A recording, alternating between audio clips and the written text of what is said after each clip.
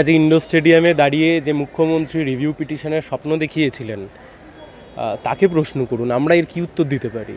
আমরা তো শুধু এইটুকু বলতে পারি যে আসলে পশ্চিমবাংলার যোগ্য শিক্ষক শিক্ষিকাদের সাথে যারা চাকরিতে ছিলেন তাদের সাথে ছেলে খেলা করছে রাজ্যের সরকার। আমরা এটাই বলতে পারি। এই রিভিউ পিটিশনে নতুন করে কী ছিল? ওনার এত আইনজীবী রাজ্য সরকারের আছে, তারা কি ওনাকে মিসগাইড করেছে? একদমই না। সবাই জানতো যে এই রিভিউ পিটিশনের ভবিষ্যৎ কী, কোন নিউ ডকুমেন্টস অ্যাপিয়ার করেছে, কোন নতুন কী এসে, রিভিউটা কিসের ভিত্তিতে হবে, কি মানে তার তো একটা বিষয় থাকবে। আপনি একই বিষয় নিয়ে গিয়ে দাঁড় করিয়েছেন শুধুমাত্র সময় কেনবার জন্য, আর যারা যোগ্য শিক্ষক শিক্ষিকা ছিল তাদের চোখে ভালো সাজবার জন্য। এর চাইতে বেশি কিছু না। সেটা কেন হবে? যার থেকে টাকা নিয়েছে চাকরি দেওয়ার জন্য তাদের চোখেও ভালো সাজছিল।